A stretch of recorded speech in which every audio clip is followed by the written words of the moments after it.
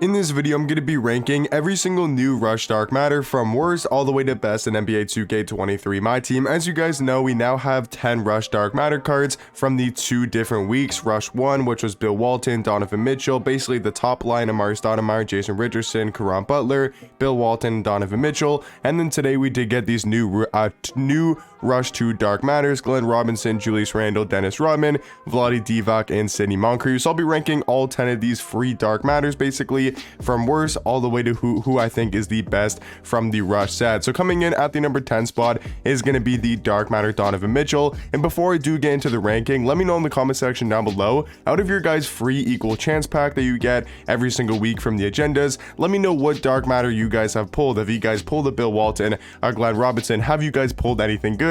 And just let me know who you guys did pull out of your free Dark Matter equal chance pack. But coming in at the number 10 spot, like I did mention, is the Dark Matter Donovan Mitchell. He's only 6'1" at point guard with a 6'10" wingspan, and I absolutely love Donovan Mitchell cards in my team. He was one of my favorite cards to use back when he had his diamond from the takeover. I use his Moments Galaxy Opal forever. Like, I use this card for a long time. So I do like Donovan Mitchell cards in the game, but we're almost in June. We're literally at May 30th. So we're almost in June. I just don't think a 6'1" point guard at this time of the year is going to cut it. He still is a really fun point guard to use on the offensive end. Like, I still use him, like, kind of sometimes in triple threat online or offline. I still use this card from time to time. Like, I have him on my account. Like, he's a really fun card to use.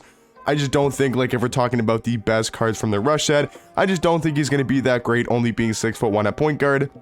He does have really good all-around stats and badges though. I like his jump shot a lot on very quick timing. I like his fade. I like his dribble sigs. Like, all around, he's a great card on paper. He's just only 6'1" at point guard. But coming in at the number 9 spot is going to be the Dark Matter Vlade Divac. I just don't think this card is really that great. A center power forward, 7'1" with a 7'5" wingspan. But I mean, like, these stats are very mediocre. 87 3 ball, 84 speed, 84 acceleration, so he's sort of slow.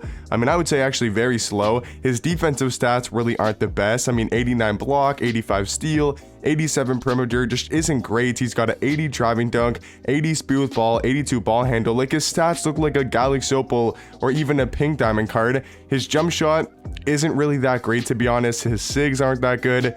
I mean, his tendencies are decent. That's like the only good thing about this card. Like, he does have pretty good size for the power forward position. Like, he's got a great player model in game, but I just don't think this card's really that great. I think he's the 9th best Rush card right now in the game. Coming in at the number 8 spot is going to be also a new Dark Matter from the Rush 2 set, and that's the Dark Matter Julius Randle. He's a power forward, small forward, 6'8" with a 7' wingspan. He's going to be a lot more complete of a card than Vlade Divac. Like, he's got way better, well-rounded stats with a 90 ball handle, 92 speed with ball, 97 driving dunk, 90 block, 88 steal, 93 perimeter, 93 interior defense. He's also super athletic, 93 speed, 93 acceleration, 94 vertical, 90 strength. Like, this card on face value on paper actually looks to be a very well-rounded small forward, but his jump shot just isn't great in my opinion. Like, if you have used his Dark Matter or even just used his previous Galaxy Opal card, it's just not a great jump shot on very quick timing. His sigs are decent though. Like, he's got the T-Max size up, which is good. He's got the John Wall escape, which is very solid, and then he also does have the Dame behind the back.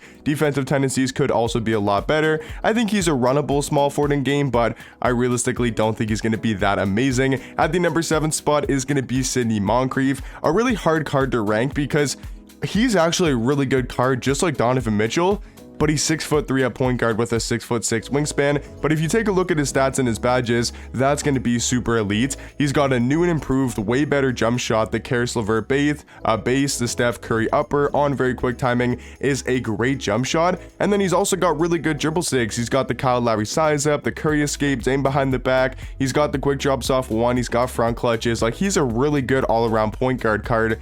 He's just 6'3", so how high can you rank him? I do have him at the number 7 spot. At number 6 is going to be Dark Matter Amari Stoudemire. I think a pretty slept on power forward. Like, he is really fun to use in game. 6'10" at the 4, 7'1" wingspan. Really good offensive stats. He reminds me a lot of like a power forward version of Shawn Kemp. He's got a 92 3 ball, 97 mid range, 94 speed, 94 acceleration. Also having a 98 driving dunk, 98 standing dunk, 98 vertical, 92 strength. Like, he is so good at finishing around the basket. And for an Amari Stoudemire card, they actually gave him some very solid defensive stats and badges, especially his Hoff badges are elite on defense. And then you take a look at his jump shot.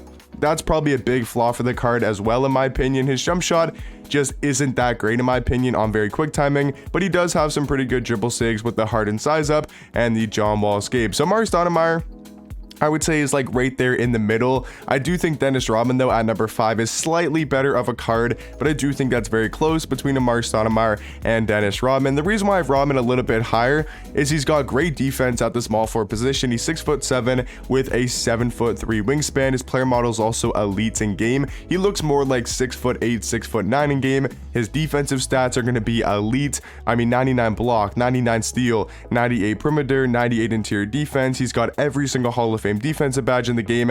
Now, the big thing about Rodman is they didn't change his jump shot, and that is going to be a huge flaw for the card, but they gave him some way better dribble sigs. Like, he's got the Kobe size up, he's got the Trey escape, Dame behind the back, so his movement's actually going to be pretty solid. His defensive tendencies are all maxed out: 100 block shot, 100 contest shot, 100 on ball steal. Like, if you're looking for a great defender, one of the best in the game, I think you go for Dennis Rodman. I think all around is going to be the 5th best rush dark matter right now in my team. Now, coming in at the number 4 spot is going to be Jay Rich, a really good offensive shooting guard, 6'6" with a 6'11" wingspan, and he's going to be a high flyer, like a 98 driving dunk, 99 vertical, 96 speed, 96 acceleration. Actually does have a solid jump shot, pretty fast, and I would say fairly easy to green with. He's also got the Devin Booker leaner, which is great. He's got amazing sigs with the D-Mitch size up, the Trey escape, Zach LaVine behind the back. He's got amazing dunk packages. Like, this card's unbelievably good at going to the rim, and he's also a solid defender in game.